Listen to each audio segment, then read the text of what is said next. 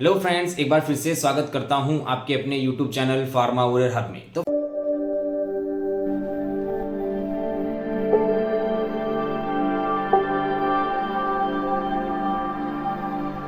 Friends, आज की इस वीडियो में हम बात करने वाले हैं फ्रेंड्स, जैसे अभी अभी देखा है आपने कि क्या हुआ। जो बिहार बोर्ड है यानी क्या है बिहार सर्विस कमीशन है, उसमें क्या हुआ है अभी अभी जो वहां पर क्या वैकेंसी आई थी कुछ, यानी 2473 वैकेंसी आई थी फार्मासिस्ट की। जिसके बाद हुआ ये कि जो वहाँ की जो लोग हैं उन्होंने जो फार्मेसी काउंसिल के जो अध्यक्ष है अरविंद कुमार, उसने क्या है याचिका डाली कोर्ट में। और क्या है 2019 और 2023 में भी याचिका डाली गई थी इसको लेकर के। फिर यहाँ पे हुआ क्या है ये बात करते हैं इस वीडियो में। तो फिर क्या है आगे बढ़ने से पहले आपसे रिक्वेस्ट करना चाहता हूँ, यदि आप हमारे चैनल पर न्यू हैं तो सब्सक्राइब कीजिए, लाइक कीजिए और शेयर कीजिए और बेल आइकन को दबाना ना भूले, ताकि आने वाली हर वीडियो का नोटिफिकेशन आपको मिलता रहे सबसे पहले। तो फिर बात करते हैं इसमें। तो फिर यहाँ पे हुआ यह है कि 2473 यानी क्या है 2473 जो पद थे यानी जो फार्मेसिस्ट की वैकेंसी थी उनमें खाली है। और इस पे क्या है बिहार तकनीकी जो सेवा है उसने क्या है वहां से वैकेंसी आई। जिसके बाद हुआ यह कि जो बिहार सर्विस कमीशन है यानी जो बिहार का जो फार्मेसी काउंसिल है उसके जो अध्यक्ष है अरविंद कुमार ने क्या हुआ वहां पे क्या है 2019 में और 2023 में क्या किया था, इस चीज को लेकर के याचिका डाली थी कि जो फार्मासिस्ट की वैकेंसी निकलती है उन पर सिर्फ और सिर्फ जो डिप्लोमा धारक होते हैं, जो डी फार्म होते हैं, वही एलिजिबल होने चाहिए।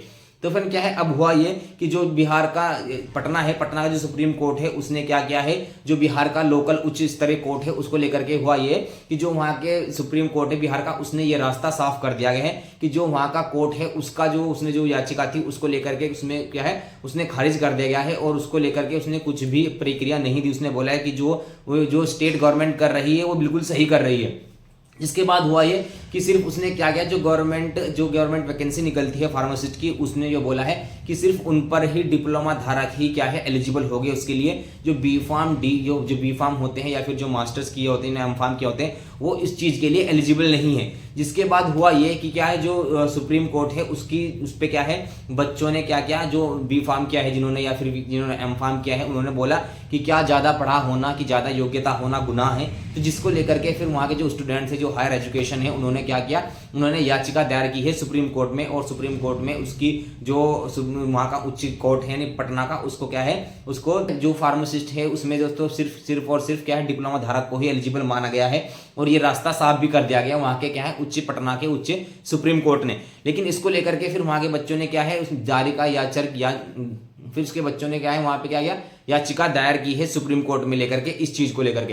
तो फ्रेंड्स क्या है उन्होंने बोला कि आप देख सकते हैं ये क्या है ये बहुत ज्यादा न्यूज आ रही है आजकल। तो फ्रेंड क्या है इसलिए आपको मैं बता रहा हूँ। तो इसमें ये क्या है आपको ध्यान रखना चाहिए कि क्या है ये अभी क्या पटना में लागू हुआ है, धीरे धीरे ये क्या है हर जगह लागू होने वाला है। और मोस्ट ऑफ द केसेस आप देखते हो जब भी कोई वैकेंसी आती है किसी गवर्नमेंट हॉस्पिटल में या फिर एम्स की जो वैकेंसी आती है जो सीआरई के थ्रू भरी जाती है, कॉमन रिक्रूटमेंट एग्जामिनेशन के थ्रू, उनमें जो फार्मासिस्ट की वैकेंसी होती है मोस्ट ऑफ द वैकेंसी पर वहां पर डिप्लोमा वाले ही क्या है एलिजिबल होते हैं for the vacancy of pharmacist.